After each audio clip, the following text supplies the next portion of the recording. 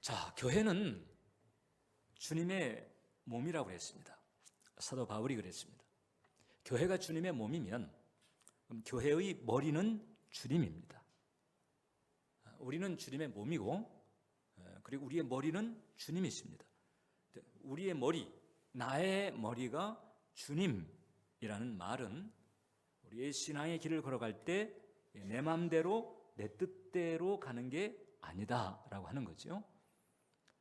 교회는 또 전문 용어로 에클레시아라고 하기도 합니다. 한번 따라서 해보세요. 에클레시아. 이게 이제 헬라어로 교회라고 하는 것인데 영어로는 church가 되죠. 근데 이것은 특별한 뜻이 있습니다. 이것은 주님을 따르는 사람들의 모임이에요. 세상으로부터 구별이 돼서 주님을 따르는 사람들의 구별된 모임, 에클레시아고 교회입니다. 자, 그러니까 우리의 머리가 되는 주님을 따라야 되고 주님 중심으로 생각하는 거죠. 그리고 주님의 뜻을 이루는 것이 바로 교회, 지금 우리가 몸담고 있는 교회입니다. 그리고 사실상 내가 교회입니다. 뭐 건물이 뭘 하겠어요, 여러분? 의자가 뭘 하겠어요? 우리가 하는 거죠. 여러분들이 하는 거죠. 내가 교회입니다. 따라서 해보세요. 내가 교회다.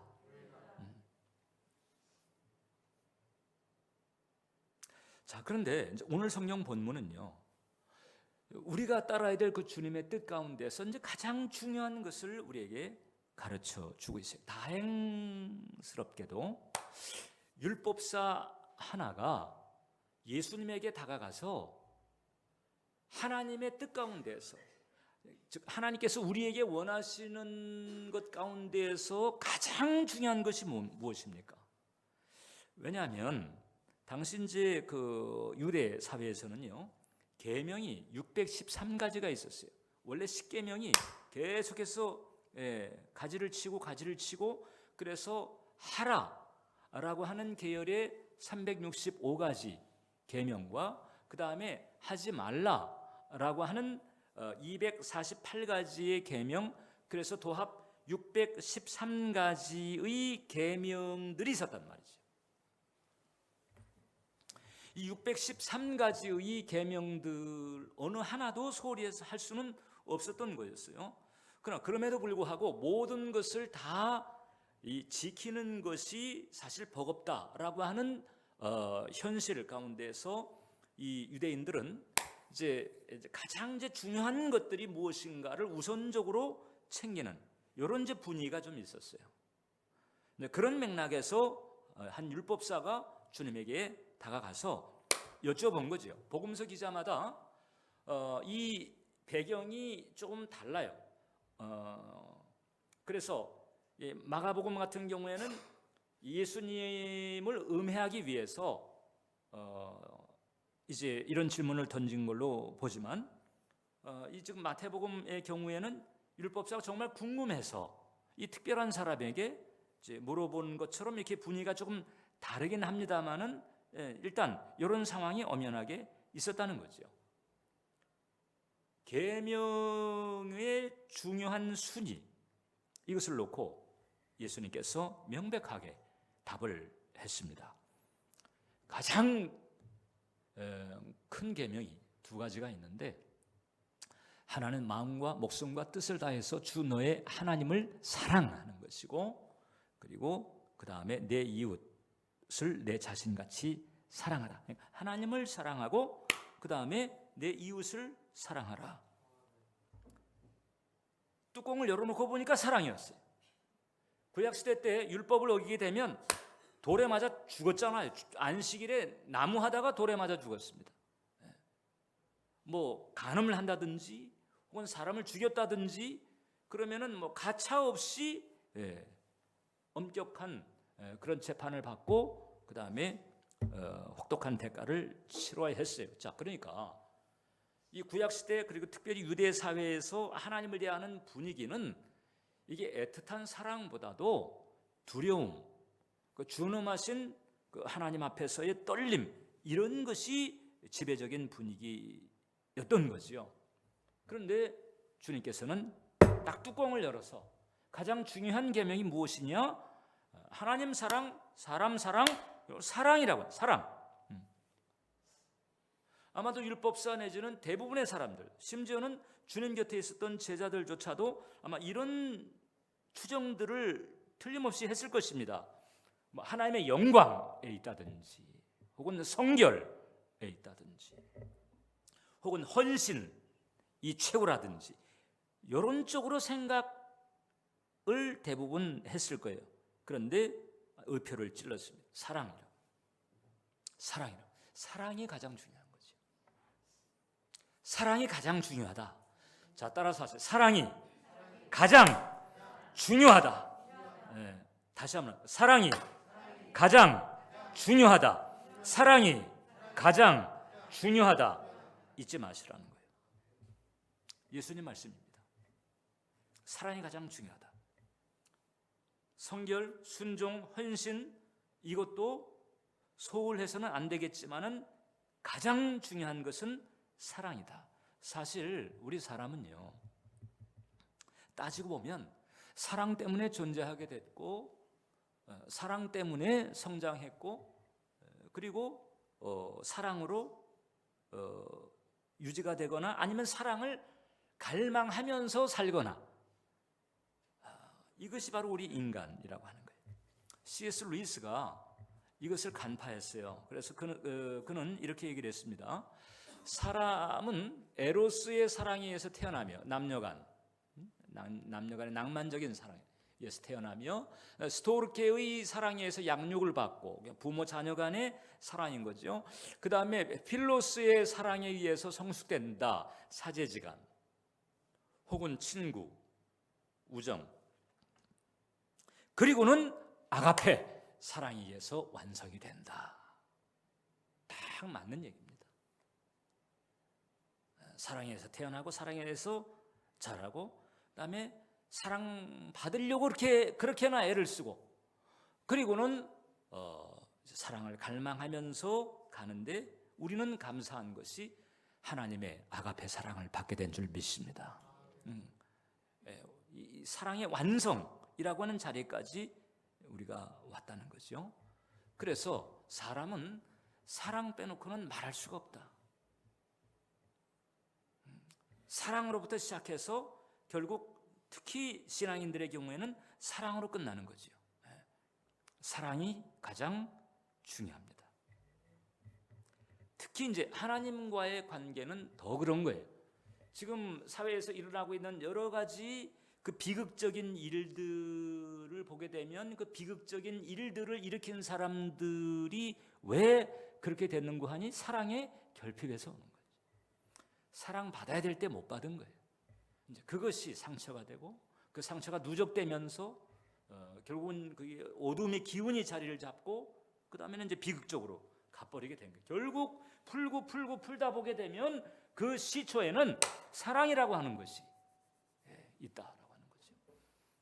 그래서 우리는 이 사랑이 가장 중요하다라고 하는 사실을 알고 신앙의 길을 가야 되는데, 그 사랑과 관련해서 주님께서 이제 두 가지 우리에게 분명하게 말씀하신 거잖아. 이 두 가지는 하나님께서 가장 중요하게 생각하는 것이다. 이것을 소홀히 해서는 안 된다는 거죠. 첫 번째가 하나님을 사랑하는가 문제예요. 하나님을 사랑하는가? 제가 여러분들에게 이렇게 질문하고 있습니다만, 이게 사실 질문보다는 이것은 권면입니다. 하나님을 사랑하자는 거지요. 하나님을 사랑하라. 모든 사람이 혹은 또 그리스도인이 그렇게 해야 되는데, 특히 이제 우리 은혜 정원교회는 더 그래야 된다. 그러지 않으면 개척의 명분이 없다. 자, 우리가 신앙생활 하면서 하나님께서 우리 머리털까지 세시며 우리의 모든 필요를 책임져 주시는 분인 줄 믿습니다. 근데 이것이 이제 우리에게 위로와 평안을 이렇게 주는 진리임에는 틀림이 없는데, 근데 안타까운 건 뭐냐? 이제 우리가 실감을 못 하는 거예요. 지식으로는 성경 말씀이, 설교가 그렇게 하니까, 그래서 우리가 그것을 인정하는데 여기가 실감이 안 돼. 그래서 평강보다는 염려가 더 많은 게 우리 현실이에요. 하늘과 땅의 소유자인 하나님이 내 아버지요. 아버지가 돈만 조금 있어도 자식들이 기가 어때요? 기가 그냥 살아가지고 그렇게 지내는 게 현실이잖아요. 또 하늘과 땅의 소유자인 그 하나님께서 처음부터 마지막까지 나의 삶을 책임져 주신다고 틀림없이 성경이 언급하고 있고 아멘 하면서 내 마음속에 받고 있지만, 그러나 정작 내 마음의 대부분은 풍랑에 흔들리는 돛담배같이 이렇게 흔들릴 때가 많이 있어요. 그런 과정에서 대놓고 표현은 못하지만 은연중 이제 이런 의문을, 이런 생각을 가집니다. 과연 내가 사랑받는 게 맞나? 사랑받는 게 맞나? 그리고 더 나아가서 뭔가 여의치가 않은 일들이 누적이 됐을 때 이제 이런 생각도 하는 거지요. 정말 하나님은 사랑할 만한 분이 맞나? 이런 고민 같은 것을 가지는 거죠. 이게 약한 사람도 있고 강한 사람도 있고 솔직히 없는 사람은 없어요. 자, 근데 이걸 알아야 됩니다. 그런 고민 혹은 그런 의문들은 우리가 신실한 신앙으로 가는 과정에서 불가피하게 거치는 통과 의례다. 보이는 것으로 가득한 이 세상에서 또 소위 그 어떤 속물근성 혹은 어떤 물질주의적인 경향, 그리고 주님 만나기 이전에 소위 그 타락한 가치관에 물들었었던 인간으로서는 하나님과의 관계에서 그런 과정을 불가피하게 거친다. 그래서 불가피하게 돌파해야 될 심리적인 장벽 혹은 정신적인 고비라고 생각하면 돼요. 다 그런 걸 넘어야 돼요. 그리고 이제 그런 과정에서 우리가 정말 하나님을 사랑하는 길을 가기 위해서 몇 가지 이제 우리가 마음속에 새겨야 될 원리가 있는데, 첫 번째, 일단 하나님 사랑에 대해서 의심하지 말라는 거죠. 이 큰 1번에 작은 1번이에요. 하나님 사랑을 의심하지 말아라. 17세기의 독일의 시인 가운데 그 질레지우스라고 하는 시인이 있어요. 이 사람이 이제 그런 얘기를 했습니다. 하나님이 내 생각을 그만하신다면 그분의 존재도 멎어버린다. 하나님이 내 생각을, 정죄의 생각을 그만하신다면 그분의 존재도 멎는다. 하나님 본성 자체가 사랑이기 때문에 사랑은 누군가를 생각하는 거잖아요. 누군가를 아끼고 품고 생각하는 거잖아요. 근데 하나님 본성 자체가 사랑이기 때문에, 그래서 나를 부르사 나를 택하신 그 하나님께서 나를 생각하지 않는다라고 하는 것은 있을 수가 없다. 나를 생각하지 않는 순간 그분의 존재 자체가 멎을 정도다, 이런 거지요. 자, 그러니까 이 순간에도 하나님께서는 이 정죄우 꼭 정죄우만 생각하는 것 같더라고. 이 정죄우를 그렇게 생각하시는 거예요. 할렐루야. 여기에 대해서 나의 내면은 끊임없이 시비를 겁니다. 아이고, 너 같은 거 하나님이 한심하게 볼 거다. 뭐 이런 식으로 끊임없이 나의 내면은, 타락했던 내면, 죄에 물든 내면, 그 불신앙에 쩔어 있던 내면은 계속해서 그렇게 딴지를 걸터이지만, 그러나 진리는 분명히 우리에게 하나님의 마음을 그렇게 헤아리게 만들어줍니다. 여전히 이 못났어요. 정죄우 못났어요. 못났지만 그러나 그분은 나를 사랑하신다는 거죠. 그분 나를 생각하시는 거예요. 요한일서 4장 10절 함께 읽겠습니다. 사랑은 여기 있으니 우리가 하나님을 사랑한 것이 아니요 하나님이 우리를 사랑하사 우리 죄를 속하기 위하여 화목제물로 그 아들을 보내셨습니다. 우리가 하나님을 사랑한 게 아니에요. 하나님이 우리를 사랑하셔서 아들을 보내시기까지 그 사랑을 계속 펼쳐주시고 계신 거예요. 그래서 내가 예수 그리스도를 구주로 영접하고 하나님을 아버지라고 부르는 자리에 와 있다고 한다면 그 하나님을 아버지라 부르는데 어색한 게 없어. 그러면 그분은 지금 날 생각하고 있는 거예요. 못났지만 부끄럽지만 나를 사랑하고 있고 나를 생각하고 있고 나를 아끼고 있고 하나님은 나를 그렇게 지금 대하고 계신다.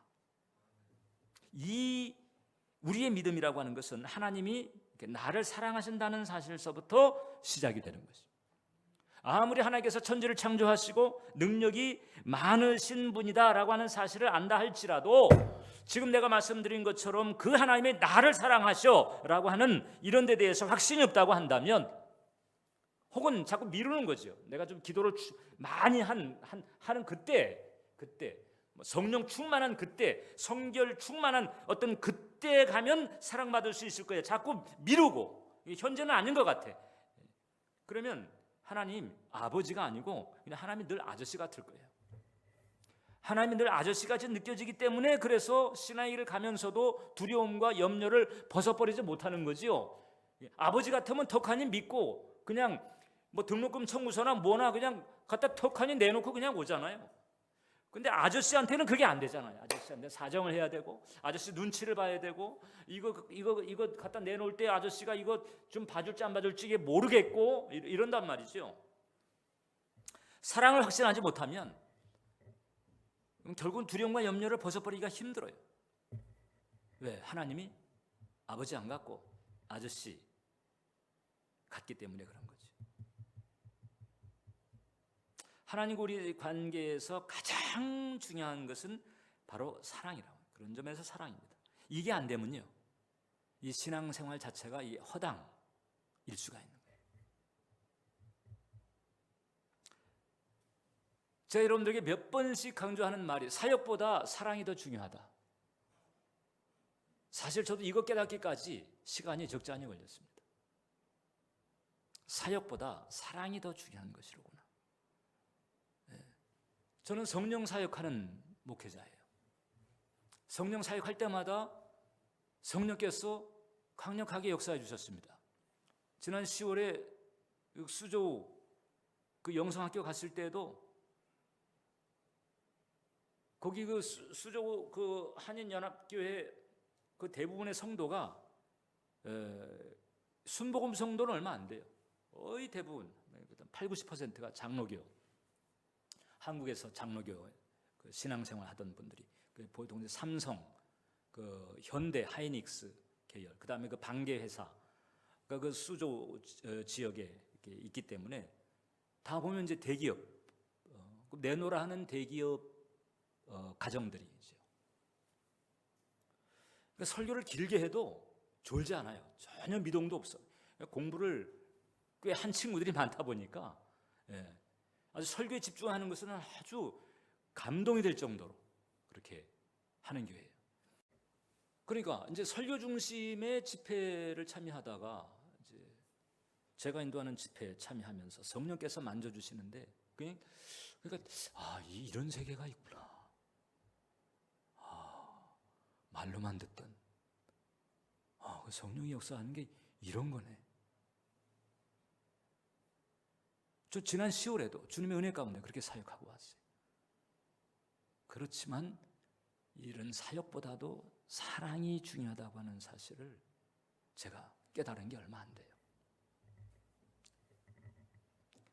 왜 그런가가 이제 오늘 메시지를 통해서 계속 드러날 텐데, 사역은요 배신 때릴 수 있어요. 베드로 보세요. 목에 칼 들어오니까 예수님 모른다고 잡아떼잖아요. 제자 훈련도 받고 사역도 했는데 배신 때리잖아요. 근데 사랑은 안 그래요. 사랑은 배신 안 해요. 그 배신 때린 베드로에게 예수님이 가셔서 물은 게 그거잖아요. 너 나 사랑하냐? 그거 물었어요. 다른 거 안 물었어요. 사랑하면 배신 안 때려요.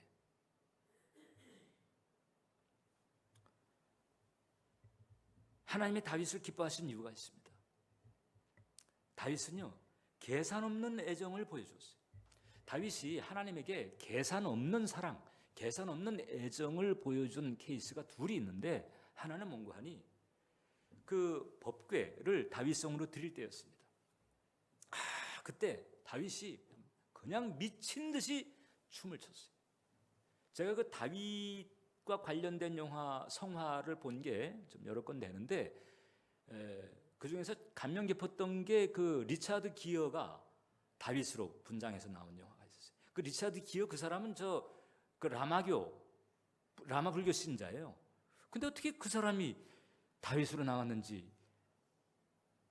어떻든 이 리차드 기어가 다윗이죠. 다윗이 이제 하나님 법궤가 이렇게 탁 들어오는데 그 앞에서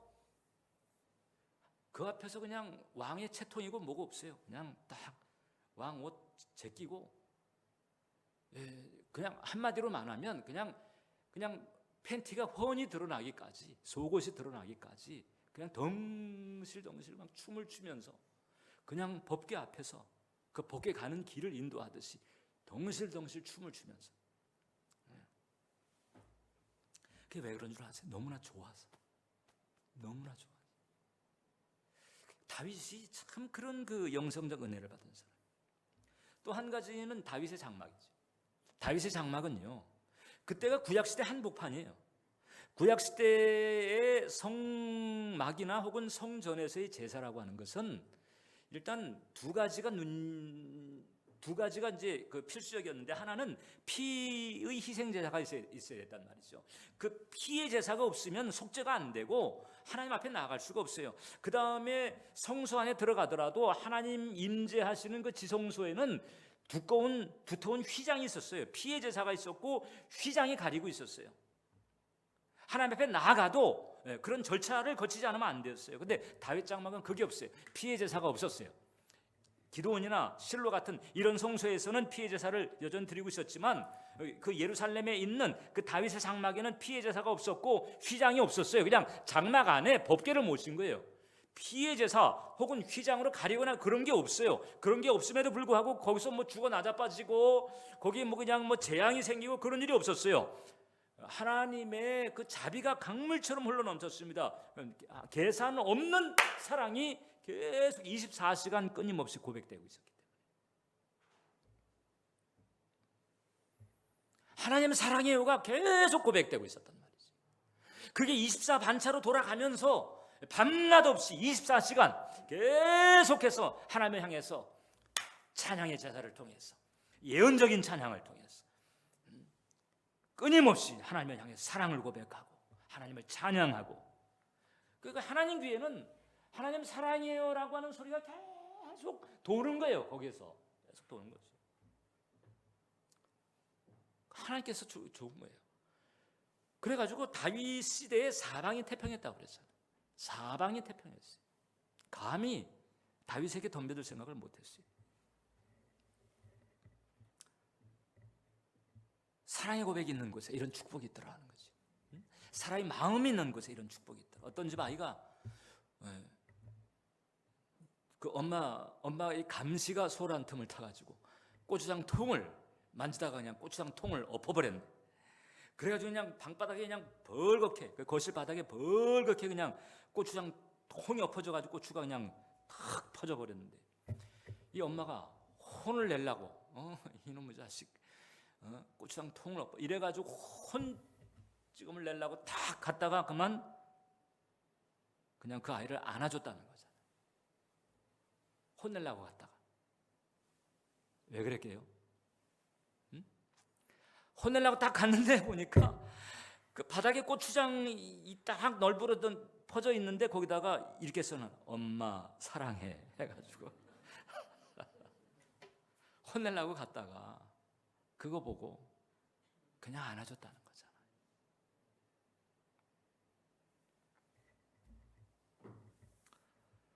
자, 그러니까 하나님, 우리를 향한 하나님의 사랑에 대해서 이제 마음속에 받아들이려고 하고 헤아리려고 하는 것이 필요하다. 두 번째, 하나님 경외하는 거로부터 하나님 사랑은 시작이 된다. 처음서부터 하나님의 사랑이 그냥 마치 남녀간에 연애할 때처럼 그냥 막 그냥 한눈에 꽂히듯이 이렇게 꽂히는 경우가 없어요. 우리는 다 타락한 상태에 있다가 주님 만났기 때문에 얼마나 우리가 버텼어요. 믿으라 해도 버티다가 그 다음에 이제 믿음의 자유 온 거죠. 자, 그래서 하나님 사랑은요, 하나님 경외하는 것부터 시작이 됩니다. 잠언서 8장 13절을 보면 여호와를 경외하는 것은 악을 미워하는 것이라 나는 교만과 거만과 악한 행실과 패역한 입을 미워하느니라. 하나님을 경외하는 것이 악을 미워한다고 했어요. 하나님을 경외한다라고 하는 것은요, 쉽게 말하면 나의 가치관을 하나님께 맞추는 것을 말합니다. 이걸 조금 더 쉽게 말하면 하나님과 한편에 서는 거죠. 세상 쪽이 아니고 하나님 편에 서는 거예요. 그럼 하나님이 좋아하는 것은 좋아하고 하나님이 싫어하는 것은 싫어하는 거예요. 하나님 경외는 그거예요. 하나님 좋아하는 것은 내가 좋아하고 하나님 싫어하는 것은 내가 싫어하는 거죠. 하나님 편에 서는 거죠. 하나님과 한편에 서려는 마음, 이게 바로 하나님 경외하는 마음. 목사님, 하나님을 경외하는 게 도대체 뭐지요? 어떤 게 경외하는 건가요? 하나님 좋아하는 것은 좋아하고 하나님 싫어하는 것은 싫어하는 거예요. 그게 하나님 경외하는 거예요. 성경에서 대표적 인물이 다니엘이에요. 다니엘의 별명이 있어요. 뜻을 정한 사람이에요. 다니엘서 1장 8절을 보면 다니엘은 뜻을 정하여 왕의 음식과 그가 마시는 포도주로 자기를 더럽히지 아니하리라 하고 자기를 더럽히지 아니하도록 환관장에게 구했다. 포로로 잡혀간 그 땅에서 추상 같았던 그 느부갓네살 왕이 음식을 내렸단 말이죠. 아마 고의성이 짙었을 거예요. 왜냐하면 이 유대인들이 야훼 신앙 때문에 신앙의 정절을 지키겠다고 한다는데 옳거니 두고 보자. 이래가지고 그 바벨론에서 우상의식에 드렸던 그와 같은 음식들 뿐만 아니라, 자, 그 다음에 이방 사람들이 먹는 음식 가운데는요, 레위기에 의하면 유대인들은 먹지 말아야 될 음식이 한두 가지가 아니에요. 유대인들은요, 추어탕 안 먹어요. 삼겹살 구이 안 먹어요. 근데 우리는 그거 뭐 거침이 없잖아. 그러니까 그 왕이 내리는 음식 가운데에 레위기에 금령이 돼 있는 음식들이 한두 가지가 아닌 거죠. 그거 먹었다간 하나님과의 관계가 깨져요. 다니엘은 하나님 편에 선 거예요. 난 우상 음식으로 혹은 하나님의 금한 음식으로 나를 더럽히지 않겠다. 이 느부갓네살 왕이 대단한 왕인데 죽을 수도 있거든요. 찍힐 수도 있거든요. 근데 그것을 감수하는 거예요. 감수하면서 나는 하나님 편에 서겠다. 단지 금식하겠다라고 하는 행위가 아니고요. 그것은 난 하나님 편에 서겠습니다 라고 하는 충성의 표시고 헌신의 표시예요. 하나님을 경외하는 거죠. 결국 다니엘은 하나님께서 내내 밀어주시는 사람이 됐습니다. 하나님의 다윗 시대에 사방이 태평하게 만들어졌고 다니엘은 내내 밀어주는 사람이 돼가지고 정권이 왕이 4번 바뀌는, 정권 자체가 아니고 왕이 4번 바뀌는, 왕이 장기 집권 하잖아요. 왕이 4번 바뀔 때까지도 계속 장수 총리가 되는 거예요. 하나님 경외하는 것부터 하나님 사랑이 시작돼요. 경외하는 노력을 해야 되는 거예요. 사람들이 하나님께서 내게 멀리 계실 것 같아요. 목사님, 어떻게 하면 좋지요? 하나님 임재를 느낄 수가 없어요. 하나님 계신다고 그러는데 도대체 뭐 감이 없어요. 어떻게 하면 좋을까요? 그때 우리는 먼저 이것부터 확인을 해야 되는 거죠. 내가 하나님께 다가가려고 무엇을 하고 있나? 하나님께 가까이 가기 위해서 내가 어떤 노력을 하고 있는가? 이것서부터 우리가 점검할 필요성이 있다고 하는 거죠. 예레미야서 30장 21절 하반절을 보면 내가 그를 가까이 오게 하리니 그가 내게 가까이 오리라. 참으로 담대한 마음으로 내게 가까이 올 자가 누구냐? 여호와의 말씀이냐. 담대한 마음으로 내게 가까이 올 자를 기다리고 있어요. 그분은 당신에게 가까이 갈 자를 기다리고 계시다. 주일 예배 한 번 가지고 안 되면 그러면 더 해야 되죠. 일주일 예배 168시간 중에 그 한 2시간 남짓 투자하고서 거기서 대박을 건지려고 하는 게 그게 어떤 마음일까요? 여러분? 그냥 우리가 상식적으로 봤을 때 여러분들이 뭐 사업을 하고 뭔가를 이렇게 할 때에 거기서 대단한 뭔가를 얻으려고 할 때 168시간 중에 2시간 투자하고서 거기서 뭘 얻으려고 하는 거를 어떤 마음이라고 그럴까요, 여러분?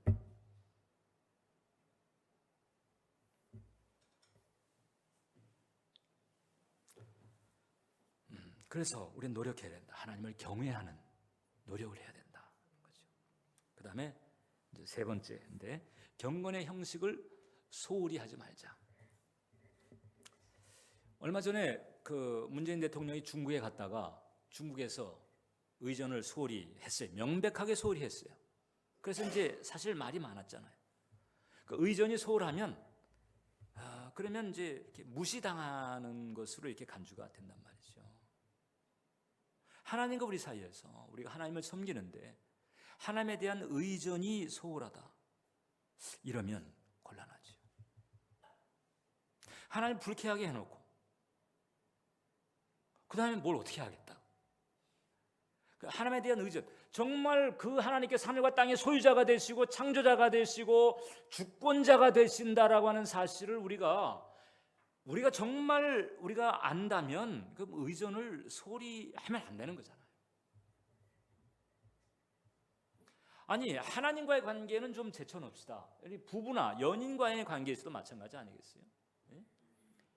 부부 사이에 막 남편이 아내에게 그냥 아무렇게나 마구 그냥 대해, 아내가 남편에게 그냥 마구 대해,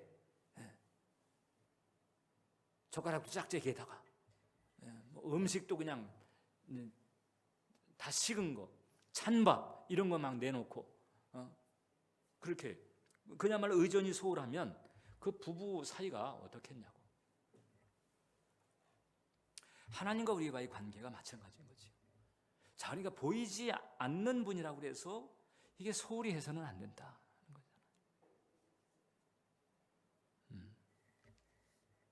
에스더를 보세요. 에스더가 이제 아수에로 왕에게 이제 간택받는 과정에서 아수에로 왕을, 자, 아직 정식적으로 간택을 받은 게 아니에요. 후보예요, 후보. 후보로서 이제 왕에게 간택 받으려고 준비를 하는데 그 준비가 어느 정도인 거 하니 요것만 읽고 좀 잠시 에스더서 2장 12절을 보면요, 처녀마다 차례대로 아수에로 왕에게 나아가기 전에 여자에 대하여 정한 규례대로, 규례가 있었어요. 12달 동안 1년을 준비를 했어요. 여섯 달은 모략기름을 쓰고 6달은 향품과 여자에게 쓰는 다른 물품을 써서 몸을 정결하게 하는 기한. 왕비가 된 것도 아니에요. 왕비 후보로서 간택을 받는 과정에서 왕에게 나아갈 준비를 하는데 1년 걸렸고, 그 중에 6개월은 몰약, 6개월은 다른 향품을 써가지고 그냥 완전히 그냥 향수에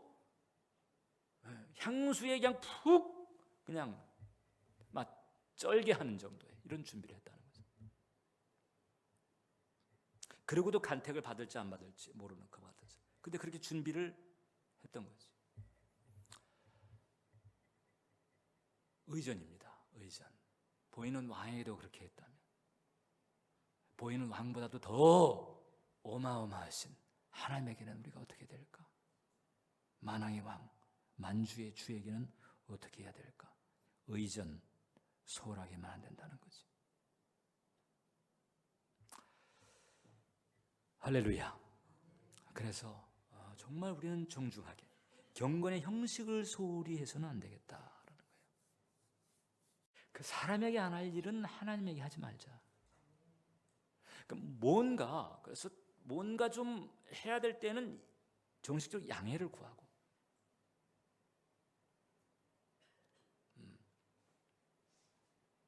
부모에게도 안 하고 친구에게도 안 하고 부부지간에도 안 하고 사장이나 거래처 사람에게 안 할 일은 하나님에게도 하지 말자. 제가요, 런던에 있을 때 런던 순복음 교회가 그 은행 주재원들 가정들이 좀 많았어요. 그런데 이제 어느 날 그 믿음 좋은 그 가정이었는데, 그 산업은행 차장 가정이 있었고 동아은행 지점장 가정이 있어요. 근데 어느 날 안 보여. 그 산업은행 차장 가정이 안 보여. 아니, 믿음 좋은 가정인데 왜 주일에 안 보여? 그래가지고 이제 물어봤더니 산업은행장이 떴다는 거예요, 런던에. 이래가지고 그 산업은행장에 대한 케어를 그 차장이 맡게 됐어요. 자, 그런데 나중에 이제 얘기를 듣고 보니까 산업은행장이 뜬다고 그러니까 산업은행장이 좋아하는 음식이 뭔가를 알고, 그 다음에 그 음식을 잘하는 식당을 런던 시내에서 수배를 딱 하는 거죠. 한식이면 한식, 양식이면 양식, 뭐 커피를 좋아한다 그러면 그 커피 로스팅 잘하는데 이런 데를 쭉 알아. 그 다음에 그 숙소에서부터 뭐 회의장까지 혹은 또 식당까지 그때 동선을 쭉 해보는데, 제가 이제 놀랬던 게, 예를 들어서 이제 숙소에서부터 그 뭐 식당을 간다고 해봐요. 그럼 이제 코스가 뭐 여러 개 있을 수 있잖아요. 근데 이 차장 그 집사님이 다 돌아보더라. 코스를 한 서너 개는 다 돌아봐요. 서너 개.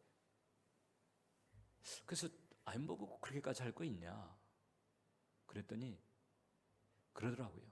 이 코스가요, 이게 어떤 코스는요, 이 차를 이렇게 이제 자기가 운전하면서 이렇게 이제 모시는데, 차를 타고 돌 때 너무 이렇게 커브길이 많으면 차가 이렇게 굴곡지는 과정에서 뒤에 앉은 분이 몸이 이렇게 막 쓰릴 수가 있기 때문에, 그래서 가급적 그러지 않은 코스를 알아보아야 됩니다.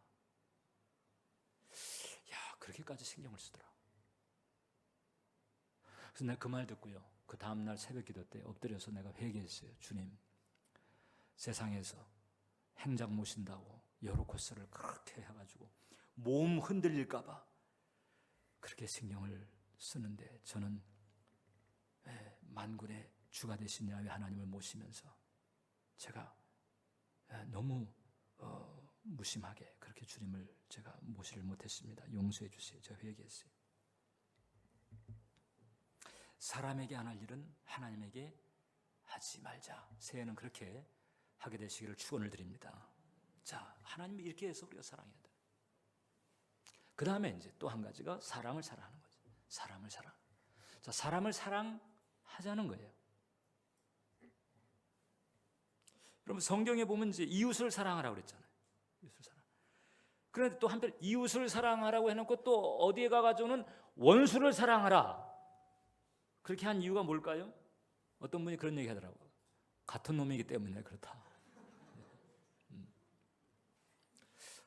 어떻게 우리 사람을 사랑해야 된다. 근데 하나님 말씀하시기를 내 이웃을 내 자신같이 사랑하라는 거예요. 그래서 이게 사람을 사랑하기 전에 이게 자신을 사랑하는 사람이 되는 것이 이게 먼저구나. 자신을 사랑할 줄 모르면 남을 사랑을 잘 못해요.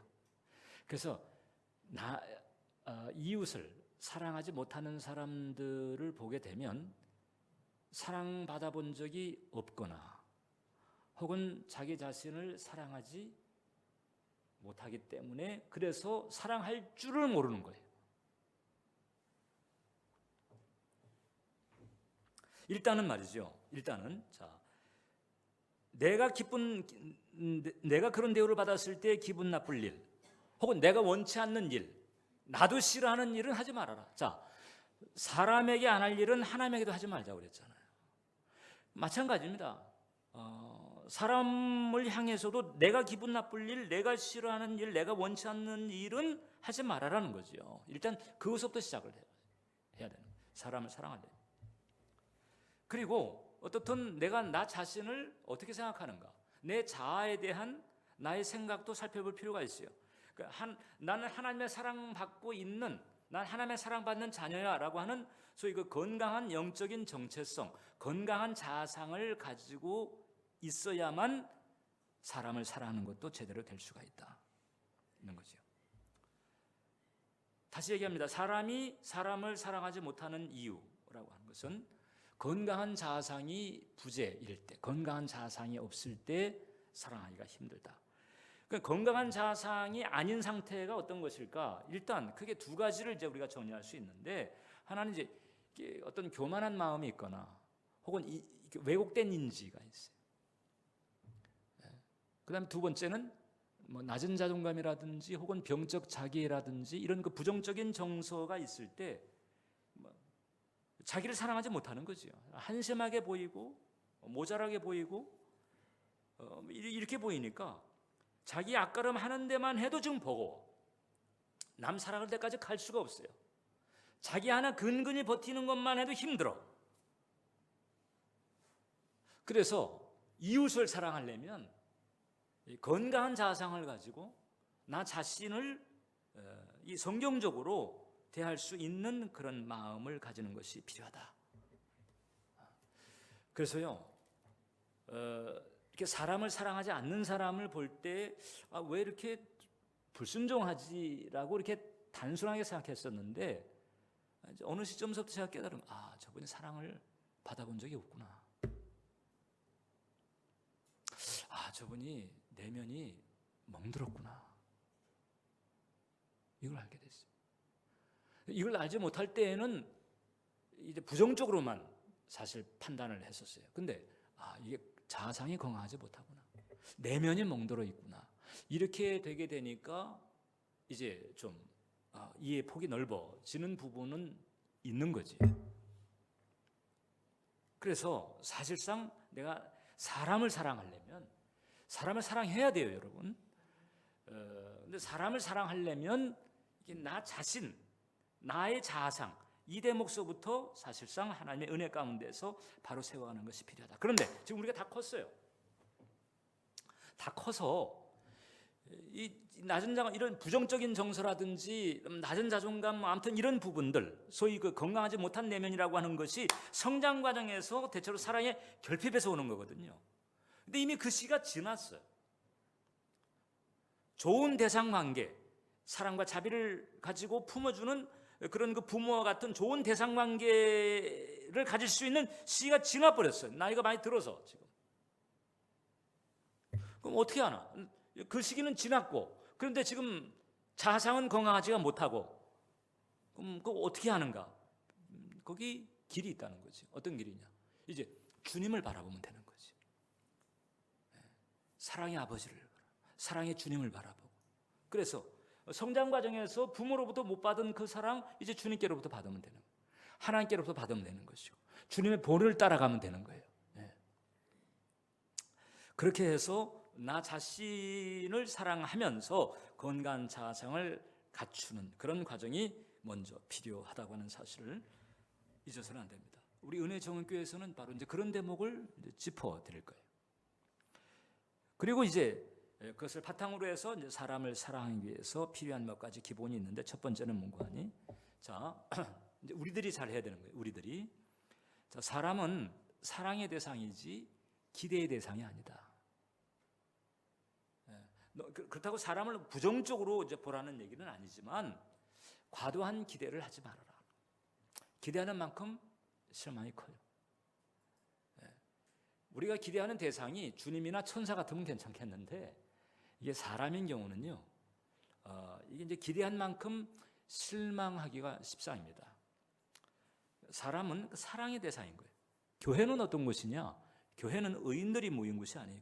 교회는 죄인들이 모인 거예요. 교회는 천사가 모인 곳이 아니에요. 교회는 죄인들이 모여서 그 죄인들이 변화되는 곳이에요. 세상에서 교인들이 왜 그러냐? 이렇게 이제 비판을 하는데 그럴 수밖에 없어요. 죄인들인데. 죄인들이 모여서 변화되고 있는 것이 교회인 거예요. 자, 그렇기 때문에 교회에서 우리가 이제 모였잖아요. 이렇게 모였으면 죄인들이 모인 거예요. 부족한 점을 수용하고 이제 모두가 다 함께 성숙하기 위해서 각자의 좌표, 각자의 그 포지션에서 성숙하기 위해서 함께 힘쓰는 곳, 이것이 바로 교회인 거예요.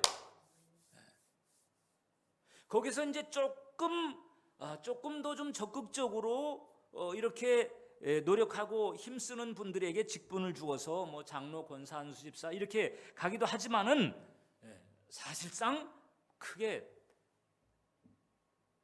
다를 바가 없는 게 우리 인간이에요. 오히려 목사나 장로, 권사 이런 타이틀이 오히려 더 사람을 실망하게 만드는 경우가 적지 않은 게 현실이에요. 자, 그렇기 때문에 우리는 일단 서로가 서로를 대할 때 너무 완벽한 기준을 가지고 이렇게 하지 말자. 그러나 이거 하나는 분명히 있어야 돼요. 성숙하려고 애쓰는 거 하나는 있어야 돼요. 성숙하려고 애를 쓰고 있으면 기본은 하고 있는 거죠. 목사님, 그러면 성숙하려고 애를 쓴다고 할 때에 도대체 어느 면에서의 성숙을 말합니까? 사랑입니다. 사랑인 거예요. 사랑하려고 애쓰는 거예요. 트러블 날 수 있어요. 교회는 시끄러울 수 있어요. 교회는요, 이게 유치원 수준의 영성에서부터 그 다음에 깨지고 연단이 돼서 그 다음에 대학원 수준의 영성까지 아주 다양한 그 수준의 영성들이 함께 있는 곳입니다. 그러니까 유치원 수준 아이들 같은 영성도 있기 때문에 그래서 그냥 시끌벅적한 거예요. 대학원 클래스는 조용하잖아요. 유치원 보세요. 시끄러워요. 시끄러운 게 당연한 거예요. 그 유치원 수준이 있어요. 교회는 한편에서는 시끌시끌 할 수 있어요. 이 교회가 왜 이렇게 시끌시끌하나? 죄인들이 모인 데고 유치원 수준의 죄인들이 있는 데인데 당연히 그럴 수 있죠. 그래서 교회가 한켠에서 시끌시끌한 것에 대해서 저는 염려하지 않습니다. 그냥 드러나고 있구나. 또 하나님께서 만지시고 있구나. 자, 그러나 성숙해지려고 노력하는 건 필요한 거죠. 트러블 났다가도 바로 이제 화해하려고 애를 쓰거나, 미워하다가도 또 품으려고 애를 쓰거나, 죄를 지었다가도 회개하고 그 다음에 변화되려고 애를 쓰거나, 애를 쓰는 건 있어야 된다. 애를 쓰는 게 없는 게 문제인 거죠. 시끌시끌한 게 문제가 아니고 애를 쓰는 게 없는 게 문제인 거죠. 그거는 심각해요. 저는 그걸 심각하게 봐요. 왜냐하면 그거는 이제 조금 근본적으로 문제가 될 수 있거든요. 변화되려고 애를 쓰는 게 없다. 그럼 이제 성숙으로의 변화라고 하는 초점이 사랑이 있다고 그랬잖아요. 근데 사랑하려고 애를 쓰는 게 없다. 이래 버리면 이제 두 번째, 사랑의 영성이라고 하는 것이 이제 하나님 자녀임을 증명하거든요. 이러기 때문에 사랑하려고 애를 쓰는 것이 참 필요하다, 중요하다. 자, 요한일서 3장 10절 함께 같이 읽겠습니다. 시작. 이러므로 하나님의 자녀들과 마귀의 자녀들이 드러나나니 무릇 의를 행하지 아니하는 자나 또는 그 형제를 사랑하지 아니하는 자는 하나님께 속하지 아니하니라. 그 형제를 사랑하지 아니하는 자는 하나님께 속하지 아니하리라. 요한일서 4장 7절에서 8절. 자, 시작. 사랑하는 자들아, 우리가 서로 사랑하자. 사랑은 하나님께 속한 것이니 사랑하는 자마다 하나님으로부터 나서 하나님을 알고, 사랑하지 아니하는 자는 하나님을 알지 못하나니 하나님은 사랑이다. 사랑하지 아니하면 하나님께 속하지 아니한 것이고, 사랑하지 아니하면 하나님을 알지 못하는 거예요. 그래서 사랑하려고 애를 쓰느냐 안 쓰느냐, 그거지. 사랑하느냐 안 하느냐 보다도 우리는 과정 중에 있는 사람들이기 때문에 사랑하려고 애를 쓰느냐 노력하느냐 안 하느냐, 이게 이제 중요한 거지. 근데 그게 안 보이면요, 그 사람은 이제 교회를 다녀도 소속이 이게 문제가 될 수 있어요. 왠지 주님께서 엄연하게 알곡과 가라지 얘기를 하셨거든요. 교회는 알곡과 가라지가 함께 간다. 끝까지 간다. 마지막 심판 때까지 가는 거예요. 그럼 가라지도 함께 가는 거예요. 막판에 가서 이제 주님이 골라내는데 그 전까지는 가라지가 알곡과 함께 같이 가는 거예요. 제일 문제가 되는 게 알곡처럼 보이는 가라지라고 그랬잖아요. 감쪽 같아. 어떻게 분별할까? 분별하기가 참 쉽지가 않아요. 알곡 같은 가라지는. 그런데 가라지가 결국은 따라할 수 없는 게 있어요. 뭔가 사랑이에요. 예를 들어서 봉사도 흉내낼 수 있어요. 가라지. 능력도 흉내낼 수 있어요. 마태복음 7장 보세요. 주의 이름으로 귀신도 쫓아냈는데 주님이 모른다고 그랬잖아요. 왜 알지 못할까요? 사랑이 없으니까. 사랑하지 아니하는 하나님을 알지 못하나니. 하나님도 모르는 거예요. 그러니까 봉사도 따라할 수 있고 능력도 흉내낼 수 있어요. 근데 이 사랑은 안 되는 거예요. 사랑이 없으면 이게 문제구나. 가룟 유다는 주님께서 이 중에 나를 팔 자가 있느니라 라고 하는 말씀이 떨어지기 직전까지 감쪽같이 돈꽤 맡으면서 재정 파트 맡으면서 어느 누구도 가룟 유다를 의심하지 않았어요. 근데 그는 하나님을 알지 못한 자였어요. 근데 가룟 유다의 그 언행을 쭉 보세요. 그 사랑을 느낄 수가 있나? 뭐 다른 제자들도 거의 뭐 비슷한 수준이었지만은 그러나 그 사랑의 측면에서 가룟 유다의 언행을 보게 되면 사랑을 느낄 수가 없어요. 그래서 이 사랑의 형성이라고 하는 게 대단히 중요하다. 봉사나 사역보다도 중요하다.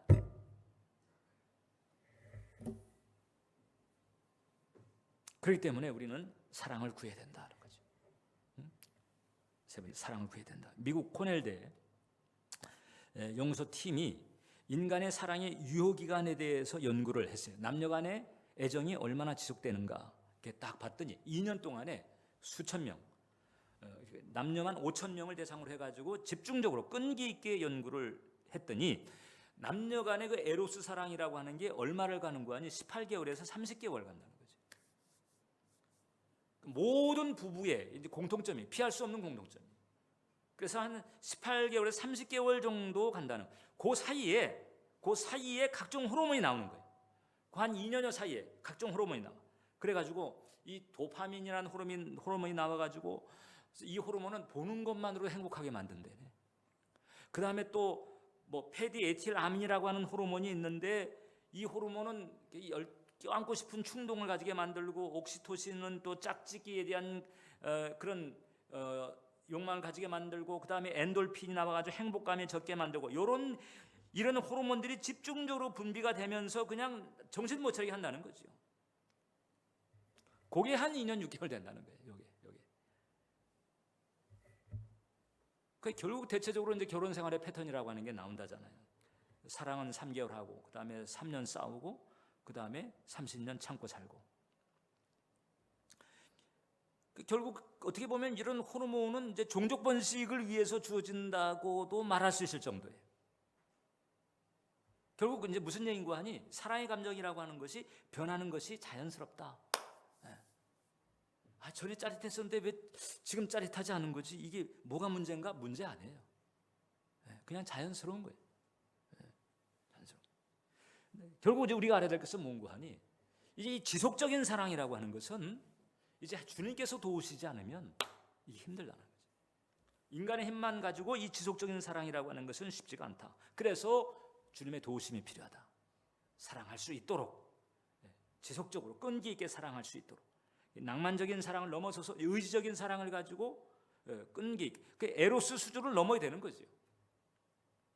에로스 수준을 넘어서서 그래서 아가페를 향해서 우리의 사랑이 깊어질 수 있도록 주님의 도우심을 구하는 것이 필요하다. 그래서 두 가지. 하나는 주님께 구하는 거죠. 주님께 사랑을 구하는 거예요. 할렐루야. 사랑 구하시길 바랍니다. 교회에서 혹은 정원에서 혹은 여러분 가정에서 사랑을 구해야 되는 거예요. 아가페 사랑 주세요. 아가페 사랑. 전 계속 기도해요. 아가페 사랑. 여러분들 향해서도 그렇고 우리 사모를 향해서도 그렇고 주님의 도우심이 있어야 돼요. 그 다음에 노력이 필요하다. 사랑하려고 하는 노력이 필요하다.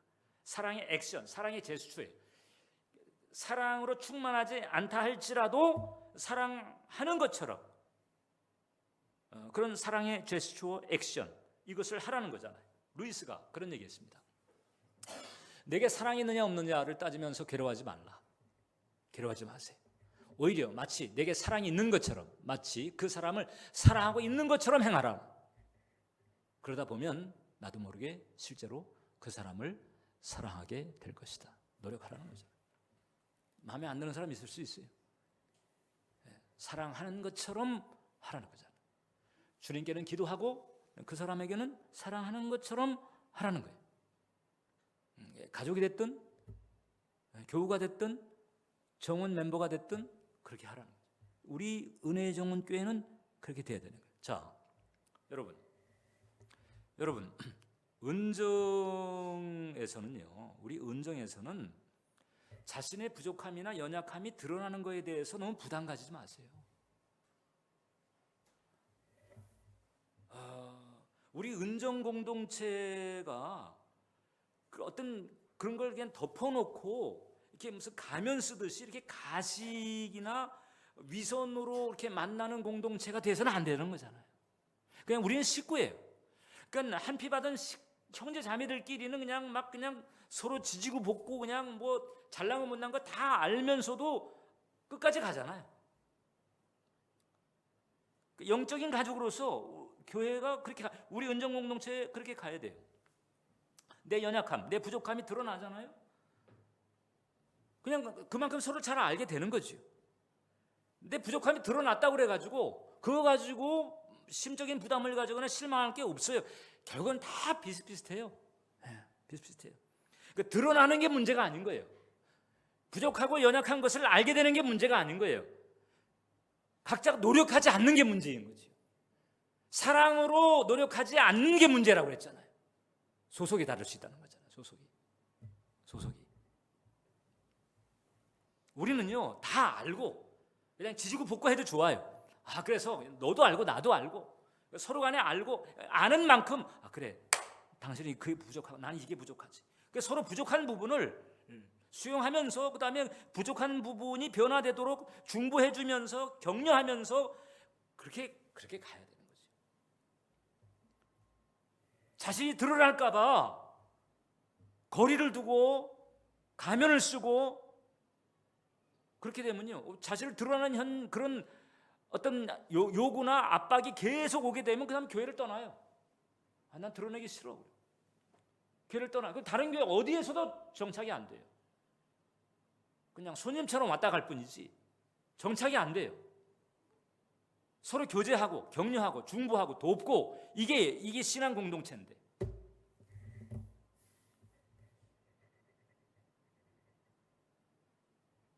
한 식구가 서로를 잘 알면서 약점을 감싸고 변화되도록 그래서 서로가 잘 아는 거 알게 되는 거 이거 부담 가지지 말자는 거죠. 우리 은혜정교에서.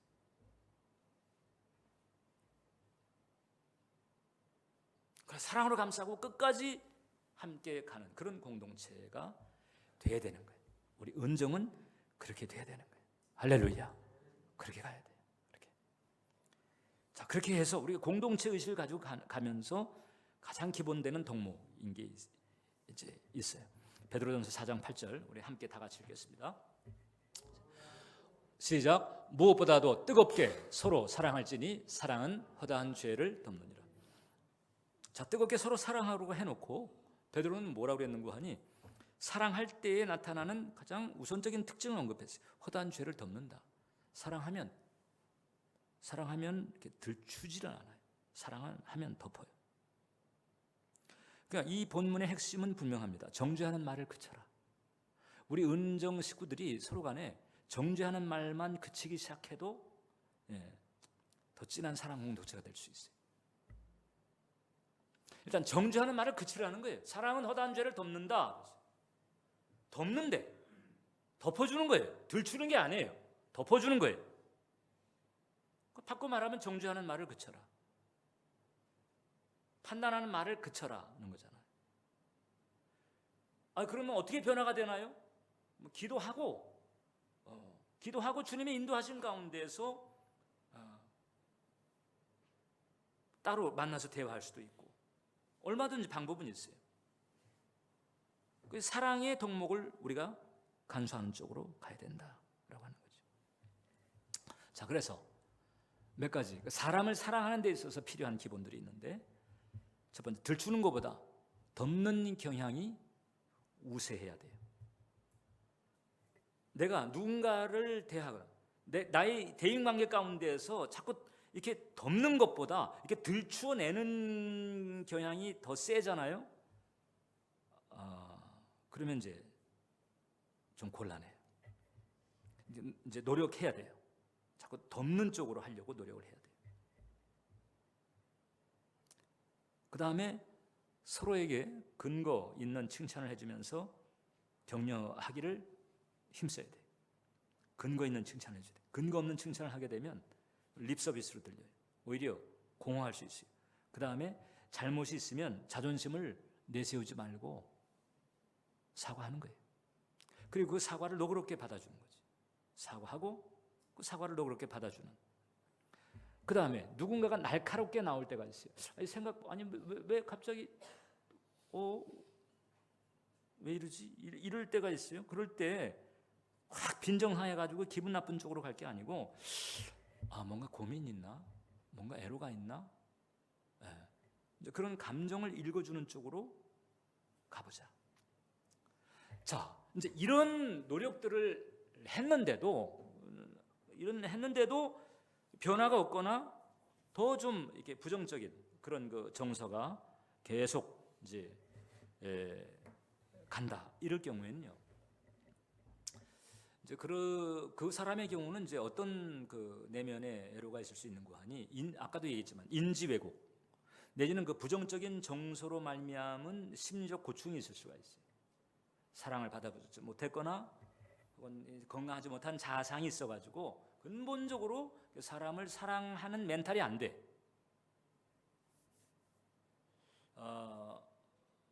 그렇다고 해서 그걸 또 대놓고 판단하거나 이러지 말고 중보기도 하는 것이 필요하죠.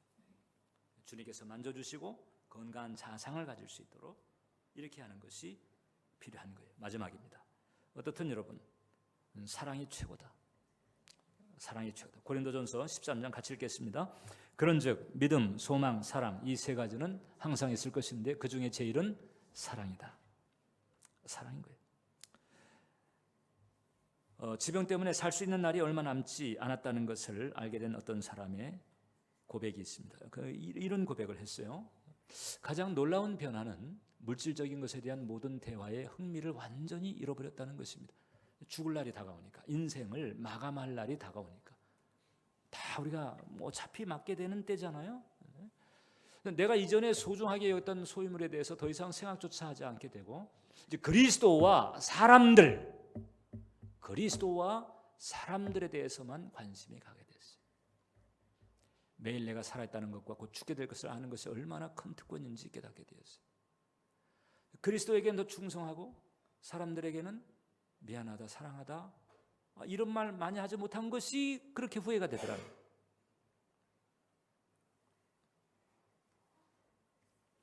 결국 하나님을 사랑하고 사람을 사랑하는 것이 가장 중요한 거예요. 그게 남는 거예요. 죽음 건너편이 있고 그 건너편에 영생이 있고 영벌이 갈라지는 것이 사실이라고 한다면 나 그래서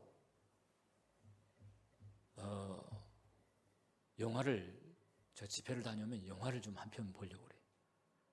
뭐 신과 함께인가 뭐 그런 영화가 있는데 그 지옥에 대해서 뭐 나온 영화라고 그러는데 그게 성경적인 건 아니에요. 뭐 흥행적으로 만들었을 테니까. 그러나 어떻든 지옥이 얼마나 끔찍하게 돌아가는 것인지를 조금은 감잡게 만들어 주진 않겠나 하는 생각은 있는 거지. 그런 점에서 한번 볼까 하는 생각은 제가 가지고 있습니다만 어떻든 죽음은 피할 수가 없고 죽음 건너편은 영생과 영벌 이것이 갈라지게 돼. 그것이 사실이라고 한다면 결국 주님 앞에 가서 챙길 수 있는 것은 사랑밖에 없어요. 하나님 사랑, 사랑밖에 없어요. 사랑합시다. 기도하겠습니다.